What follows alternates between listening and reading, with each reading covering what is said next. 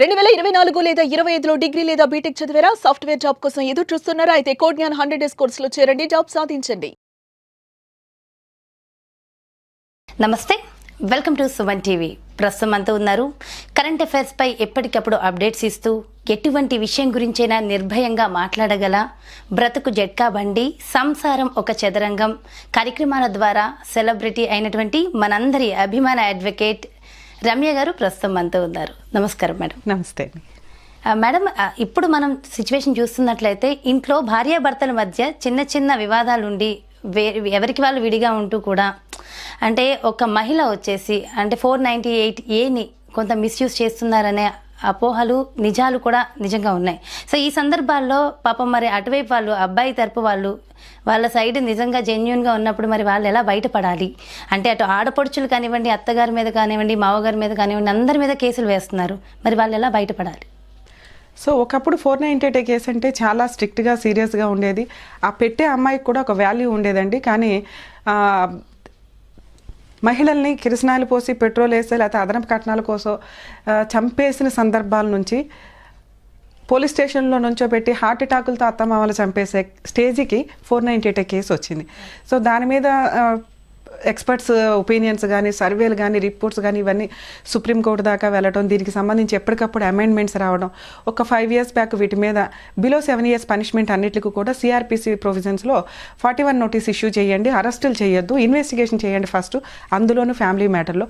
First counselling ఇవ్వండి రా బాబు, వాళ్ళకు 2-3 కౌన్సిలింగ్స్ ఇస్తే అది నిలబడే కాపురమా విడిపోయే కాపురమా ఒక క్లారిటీ వస్తుంది. మన ఇండియన్ కల్చరే ఒక కుటుంబ వ్యవస్థ. ఈరోజు ఒక 10 పెళ్ళిళ్ళు అవుతుంటే 9 పెళ్ళిళ్ళు కోర్టు దగ్గర ఎండ్ అవుతున్న సందర్భాలు. కుటుంబం అంటే భర్తే జీవితం అని ఏ అమ్మాయి అనుకోవట్లా. అరే ఒకసారి పెళ్లి చేసుకుని పిల్లల కంటే వీళ్ళు నా కుటుంబం, వీళ్ళని ప్రొటెక్ట్ చేసుకోవాలని ఏ అబ్బాయి అనుకోవట్లా. ఇంకా కొన్ని ఫ్యామిలీస్ అయితే ఇంకా అత్తమావులు అందరూ కలిసి ఉండాలి, లేకపోతే వదిలేయాలి. ఇవన్నీ సొసైటీయే స్పాయిల్ అయిపోయింది, రిలేషన్సే స్పాయిల్ అయిపోయిన సందర్భంలో ఎవరో ఒకళ్ళని కరెక్ట్ అనడానికి కుదరదు. అమ్మాయి దృష్టిలో తనకు అన్యాయం జరిగినప్పుడు వెంటనే ట్రెడిషన్ ముందుకు వచ్చేస్తుంది. ఒక స్త్రీకి ఒకసారి పెళ్ళైనాక ఇంకా లైఫ్ అంతా భర్తే కదండి అని. మరి కలిసి ఉండే విషయంలో ఎందుకు రాదు? అదే సెటిల్మెంట్ విషయానికి వచ్చేసరికి లేదా ఎక్కడికైనా అత్తమామల్ని, మరి అట్లాంటప్పుడు అలాగే కలిసి ఉండాలి అనుకుంటే అత్తమామల్ని పోషించాలి, వచ్చే ఆడబడుచుల్ని వాళ్ళ భర్తలకి రెస్పెక్ట్ ఇవ్వాలి, ఇంట్లో అంత ప్రొటెక్టివ్గా ఉండాలి, అన్నీ ఉండాలి. సో విడిపోయేటప్పుడేమో హక్కులు, సాంప్రదాయాలు, ఇండియన్ కల్చరు గుర్తొస్తుంది. కలిసి ఉండాలి అనేటప్పుడు నేను నా భర్త మేమిద్దరం ఎంజాయ్ చేయాలి, మేమిద్దరం బయటికి వెళ్ళాలి. ఈ కల్చరు సింగిల్ వ్యవహారం ఎక్కువైపోయింది. సో దీనివల్ల ఇంకా ఆ క్లాషెస్ ఎక్కువగా ఉండటం వల్ల కేసులు ఈ రోజున ఫైనాన్షియల్గా మహిళలు ఒకప్పుడు పనిని షేర్ చేసుకున్నారు. మహిళలు ఇంట్లో ఉండి ఆవిడేం తక్కువ పని కాదు, పొద్దుట్లేస్తే అర్ధరాత్రి దాకా జీవితం మొత్తం పనిచేసే ఒక సేవకురాలు ఒక రకంగా.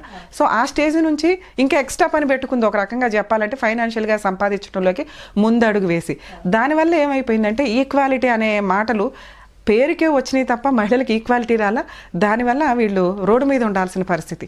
కుటుంబంలో ఎవరి పాత్ర వాళ్ళు పర్ఫెక్ట్గా పోషిస్తే అది చాలా అద్భుతమైన అందమైన కుటుంబం.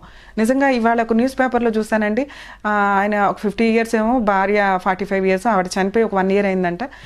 ఆవిడ దీనిని తట్టుకోలేక ఆయన కూడా 2 times సూసైడ్ అటెంప్ట్ చేశాడు, ఆ వియోగాన్ని తట్టుకోలేక అని. మహిళలు అలాంటి వాళ్ళు ఉన్నారు, భర్త వెళ్ళిపోతే ఉండలేక సూసైడ్ చేసుకునే వాళ్ళు. అంటే అంత మంచి క్వాలిటీ రిలేషన్స్ నుంచి ఈ రోజున కోర్టుల్లో ఎంత ఇస్తావు అంత అనే పొజిషన్కి వెళ్ళిపోయింది. సో 498 కేసు విషయానికి వచ్చేసరికి సుప్రీంకోర్టు ఇంత మిస్యూజ్ చేస్తున్నారు. దీనివల్ల అత్తమ్మలు సీనియర్ సిటిజన్స్ అయి ఉంటారండి. ఒకవేళ ఒక అమ్మాయి పోలీస్ స్టేషన్కి వెళ్ళి కంప్లైంట్ ఇచ్చింది అంటే ఎక్కడో ఏదో అన్యాయం జరిగితేనే మనం పోలీస్ స్టేషన్కి వెళ్తాం. ఒక్క ఫ్యామిలీ మ్యాటర్లో ఈ రోజున కామన్గా అందరికీ అలవాటు అయిపోయే సిచ్యువేషన్ అయిపోయింది. సో హార్ట్ అటాకులతో చనిపోయిన వాళ్ళు, హాస్పిటల్ పాలైపోయిన వాళ్ళు చాలామంది ఉన్నారు. సో ఇట్లాంటి సిచ్యువేషన్ నుంచి కుటుంబ వ్యవస్థను ప్రొటెక్ట్ చేద్దామని సుప్రీంకోర్టు అసలు ఫస్ట్ వీళ్ళకి కౌన్సిలింగ్ ఇవ్వండి, ఊరికే ఇష్టం వచ్చినట్లు ఎఫ్ఐఆర్లు చేసే ముందు అరెస్టులు చేయకండి అన్న ఉద్దేశంతో కౌన్సిలింగ్స్ కొన్ని గైడ్ లైన్స్ ఇంప్లిమెంట్ చేశారు. ఒక అమ్మాయి 498 కంప్లైంట్ ఇస్తే కనుక ఖచ్చితంగా ఫస్ట్ 3 కౌన్సిలింగ్స్ అటెండ్ అవ్వాల్సిందే, అవతల వాళ్ళు వస్తాము అంటే. ఈ 3 కౌన్సిలింగ్స్లో వీళ్ళిద్దరూ కలిసి ఉండడానికి ఎంత అవకాశం ఉంది, విడిపోవడానికి ఎంత అవకాశం ఉందో, ఒకవేళ అవకాశం ఉంటే బయట సెటిల్ చేసుకోండి అంటారు, మ్యూచువల్ డైవర్స్గా వెళ్ళమంటారు. లేదు అంటే అప్పుడు ఎఫ్ఐఆర్ అవుతుంది. సో కంప్లైంట్ వేరు, ఎఫ్ఐఆర్ వేరు.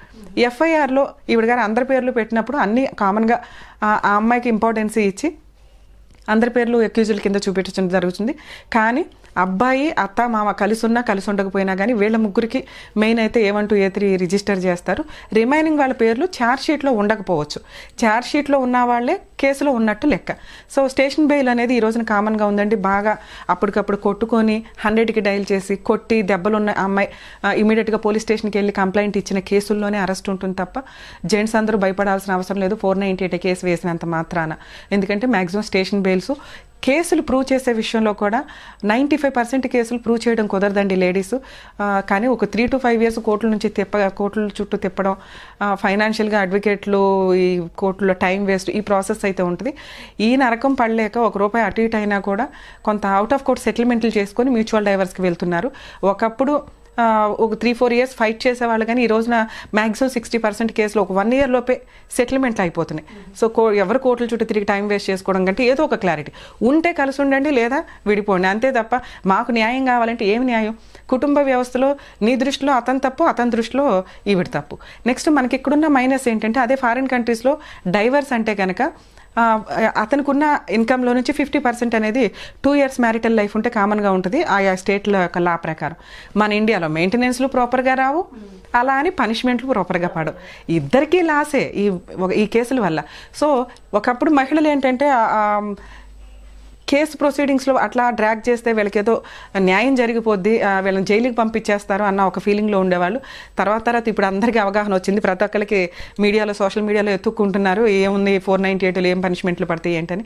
498 అంటే మెంటల్ ఫిజికల్ హెరాస్మెంట్.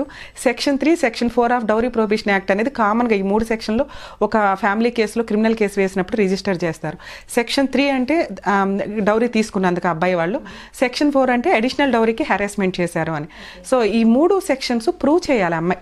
ఒకవేళ డౌరీ ఇస్తున్న సందర్భాల్లో ఆన్లైన్ ట్రాన్సాక్షన్స్ ఏమైనా ఉన్నాయా, ఫొటోస్ ద్వారా కొంతమంది పళ్ళాల్లో పెట్టి ఫొటోస్ తీస్తారు. సో అట్లా ఉన్నప్పుడు డౌరీ ఇచ్చినట్లుగా కొంత ప్రూవ్ అవుతూ ఉంటుంది.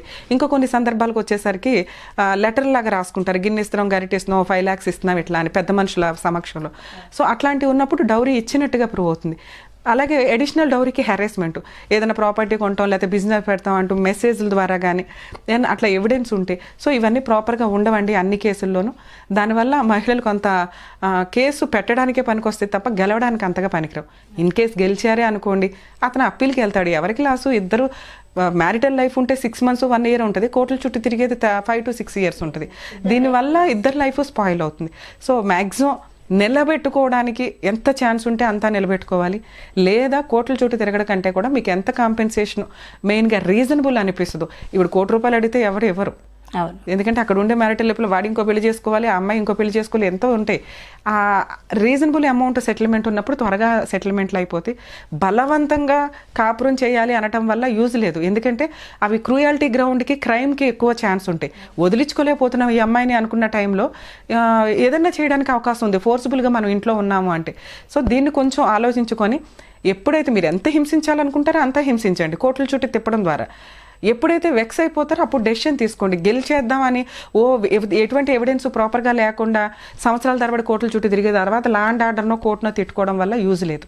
ఓకే మేడం, అదే విధంగా మరి సెటిల్మెంట్ చేసేసుకుంటారు, బాగుంది. మరి సెటిల్మెంట్ చేసుకున్నాక కూడా కేసులు వేసే అవకాశం ఉందంటారా? ఇవి చాలా రేర్ కేసుల్లో జరుగుతుందండి. ఒకవేళ సెటిల్మెంట్ అయితే ఫస్ట్ MOU రాసుకోవాలి, మెమో ఆఫ్ అండర్స్టాండింగ్ అంటారు. కండిషన్స్ ఏంటి? 5 lakhs కాంపెన్సేషన్గా ఇద్దాం అనుకుంటే దాన్ని పర్మనెంట్ ఎలిమనీ అంటారు. తనకి కానీ పిల్లలకి కలిపి పర్మనెంట్ ఎలిమనీగా పాస్ట్, ప్రెజెంట్, ఫ్యూచర్ మెయింటెనెన్స్కి కలిపి ఇస్తున్నట్టు లెక్క. ఇంకా భవిష్యత్తులో ఆమె కానీ పిల్లలు కానీ ఎటువంటి కేసులు హస్బెండ్ మీద కానీ ఇన్లాస్ మీద కానీ వేయడానికి ఉండదు, ప్రాపర్టీస్ గురించి కానీ ఇంకా దేని విషయమైనా కానీ. తర్వాత ఇప్పుడు కొంత డౌట్ చాలా మందికి, మరి ఏంటండి పిల్లలు మైనర్లు కదా, వాళ్ళు మేజర్లు అయినాక డెసిషన్ తీసుకోవచ్చు అని. మేజర్లు అయినాక అసలు డెసిషన్ తీసుకోవడానికి ఇంకే ఉంటుంది, ఆల్రెడీ మెయింటెనెన్స్ అనేది మేజర్లు అయ్యే వరకే. సో ఆల్రెడీ వాళ్ళ తరపున రిప్రజెంటేటివ్ పర్సన్ కింద మదర్ డెసిషన్ తీసుకుంటున్నట్టు.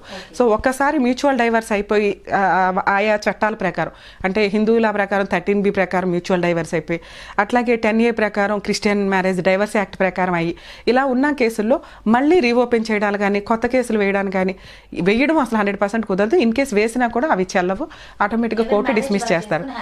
ఒకసారి డైవర్స్ వచ్చినాక ఎవరి మ్యారేజ్ వాళ్ళేనండి. వాళ్ళు ఒకళ్ళు లోపలికి వెళ్ళిపోయి అప్పుల పాలు అయిపోయినా ఇంకో వ్యక్తికి రెస్పాన్సిబిలిటీ ఉండదు.